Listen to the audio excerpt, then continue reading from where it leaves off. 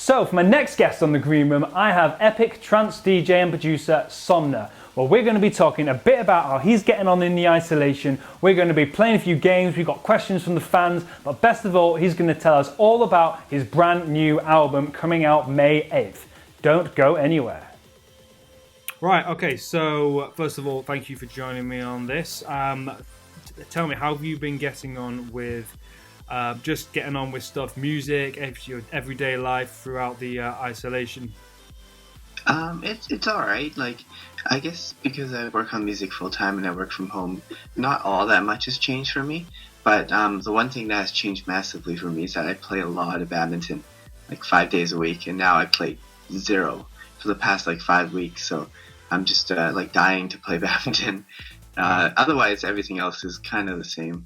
Is it? I guess that's a good thing, though, right? I mean, other than the badminton, I love badminton myself too. So nice. I feel that one personally. Okay, so yeah, so your routine hasn't all been that disrupted all that much then. So give us a bit of a walk through what your daily ongoings are. Well, at the moment, I guess like in general, I usually wake up around like 10 or 11 in the morning, so like not too early. And then I stay in my pajamas pretty much the entire day, and I go in the studio, and I guess the first kind of stuff I hop onto is admin stuff for like Ava recordings. So stuff like scheduling tracks, designing the artwork for it, sending the contracts, talking to the artists, listening to some demos and stuff. So that takes up about half of my day, because sometimes there's a lot to do. And then after that, I usually work on either my own music or music for other people, and maybe like a bit of design work and stuff like that. But that kind of sums it up. And then usually like I'll play badminton at night, but there's no badminton now, so it just kind of carries on. Like there's like food in between all that, but mostly just working on music. Cool, man. That's great. That's great. It's a good position to be in, to be able to do all that from home, I think, isn't it? And are you feeling it at all, the fact that you can't go out and play shows at all? Yeah, it's well, because my album is coming out, we had an album tour sorted, so we had like some shows coming up, and so all of them are like rescheduled or canceled at the moment, which really sucks. So timing couldn't be worse, but safety first, I guess. Like the shows will happen eventually when everything goes back to normal. Just gotta look on the bright side. There are people in far worse positions than losing a couple gigs. So sure, totally. That's exactly the way I've been looking at it. It affects us all on different levels, and it's gutting when that thing's happened. I had the same thing with my tour to the US as well.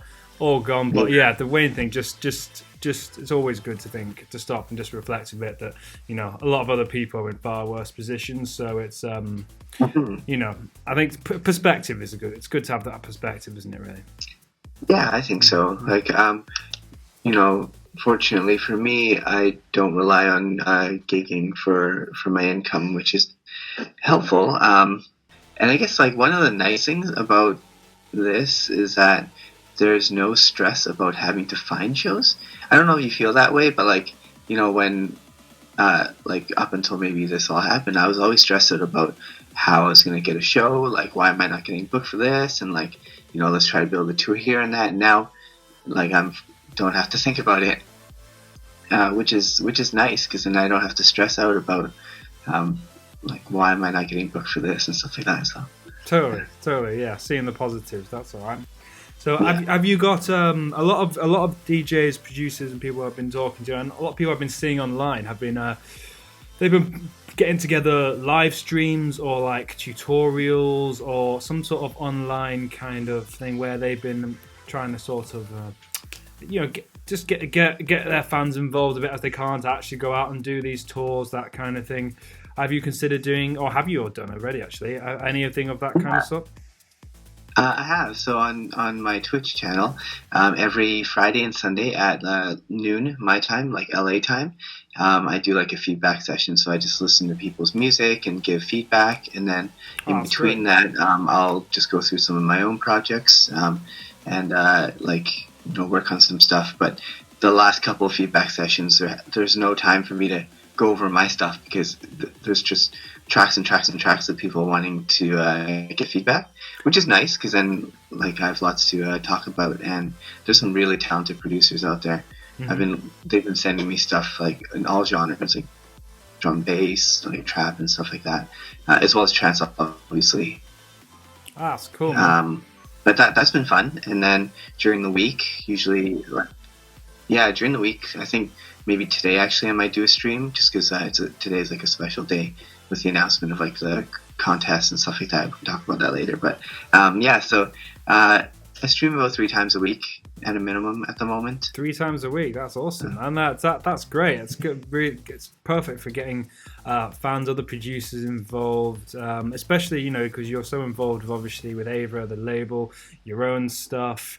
I'm guessing a lot of producers out there starting out who aren't quite, say, at your level look up to you quite a bit, and you giving a bit of feedback is everything to some of these people. It's great.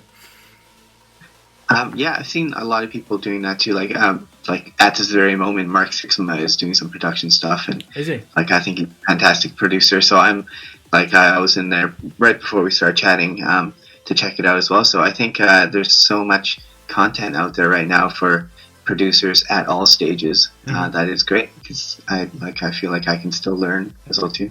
Yeah, totally. You never stop learning. I think I'm definitely in the same kind of position. I often drop into other people's live streams when they're doing that kind of stuff.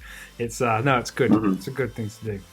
So in terms of the industry as a whole, are you seeing much of an impact in other areas of the music industry? I mean, we talked a bit about say touring. We all know that's start, but that affects, like, say, the promoter side of things and the festivals and these kind of things. Do you know anyone personally who's been affected by that?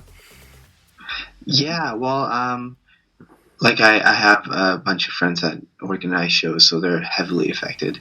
I think because I do design work for a nightclub in Vancouver, so with them being closed and obviously there's no design work, so I can imagine that there's a lot of like graphic designers and media people that are out of work as well too. Yeah. Like, can you imagine, like, at the moment, all the businesses that are closed and them not being able to do much advertising? So marketing agencies might be suffering as well too, I would imagine.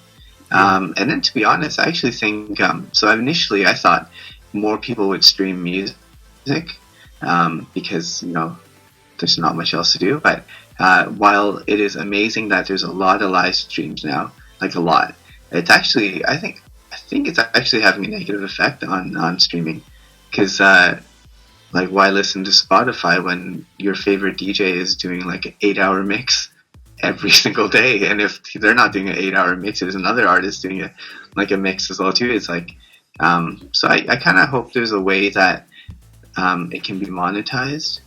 Like, if like, I don't want the music in people's live sets to get muted or kicked off or anything like that, but it would be great if there's a way that it could be monetized, so when a DJ on Facebook plays one of, like, your songs or my songs, that we'll get royalties for it, because then that'll help. It'd be nice, wouldn't it?